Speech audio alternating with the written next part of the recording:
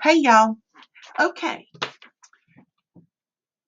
you're looking at the title and you're going, what the heck? Silver linings and a Japanese yodeler. Well, here's the silver linings first. You know how in 2020, Trump,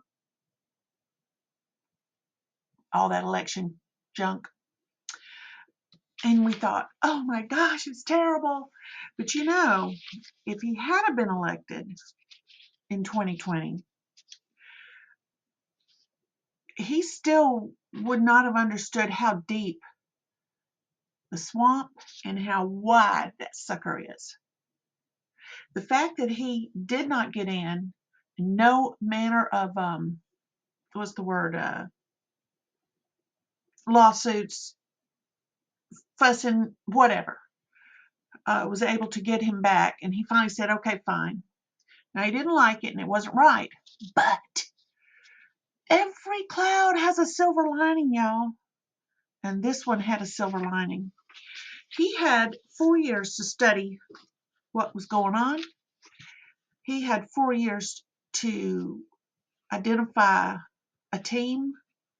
He had 4 years to figure out how to get rid of the creeps that were up to him but were really his enemy. And now he's back in. So yay for us. Silver lining.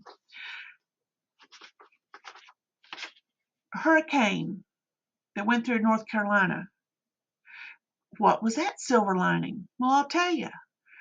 It's not silver lining for anybody but the citizens of the United States who saw how corrupt FEMA has been used.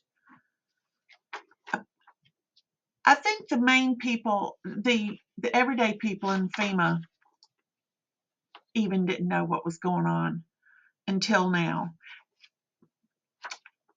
or until the hurricane went through. So now we know stuff. You see that the evil is coming to light, and they're feeling desperate, and so they're doing stupid stuff. How do we know? Look at the California fires. What silver lining could there possibly be in that? Well, let's talk about empty reservoirs. Let's talk about forest maintenance. Forest non-maintenance. Let's talk about a governor and a mayor throwing the fire department under the bus, and the local people involved in things, throwing them under the bus. When it's the state's job to manage the water, and it's the mayor's job to confirm that the state is doing what they're supposed to do. And the fire chief, she might have spoke up about the mayor and said, well, we were let down, but you know what? It's her job to make sure the mayor's doing her job, who's making sure the governor's doing his job to supply the water. So what did we learn that's the silver lining? Just how deep the non-governance, the misuse of public funds, and how the citizens are not really cared for in the state of California. Hey, all you folks in California, what are you thinking right now? I'll tell you what I'd be thinking. Can you read my mind or my face? Okay, so that's the silver linings. Now, let me tell you about this book.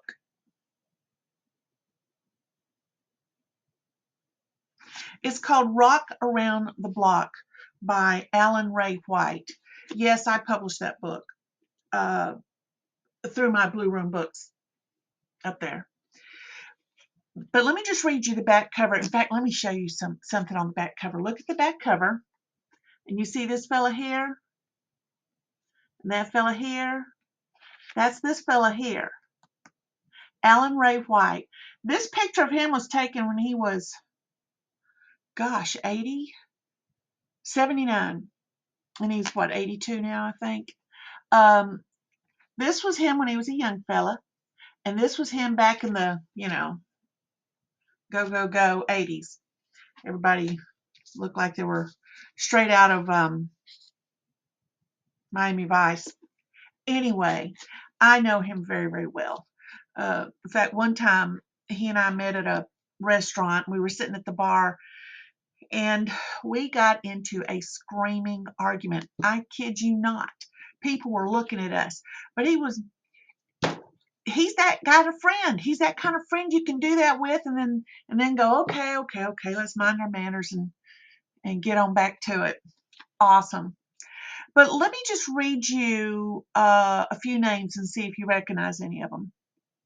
Chuck Berry, Lynn Berry, Alicia Bridges, the Chiffons, Petula Clark, the Coasters, the Crystals, the Fifth Dimension, Jose Feliciano, Hall & Oates, George Harrison, Jimi Hendrix, Janis Joplin, the Lemon Pipers, Jerry Lee Lewis, Eddie Money. Recognizing any yet? Yeah, okay. Mickey Rooney, David Lee Roth, the Shangri-Las, Blaze Starr, B.J. Thomas, Ted Turner, Frankie Valli, Weird Al Yankovic, and that's only half the list, maybe a third. You know who these people are, you know their music, but you don't know these stories about them. Alan is America's original nightclub DJ. He started it, and he's still doing it, and he is good at what he does. But he also represented artists, and he got them gigs. He dealt with all these people in setting up gigs for them or being involved in them in some way or the other, because that's what he's been doing all his life. So you need to get his book, Rock Around the Block. I'll show it to you again. I think that you can see it pretty good. Isn't that cover awesome?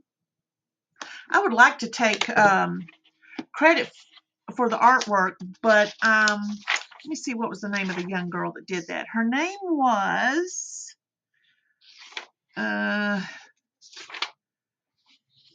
dang it. I know I've got it in here somewhere. Well, it's on the website, I think. Anyway, go to Amazon, get you a copy. It's history. It's stories that you will never have heard before from just the back of how things are done. That's the way it is. Now, let me finish this up for you. Down in the show comments, I have put 4 links, I think, to a Japanese yodeler. You're saying, Angela, a Japanese yodeler? I had to share them. I was watching them last night.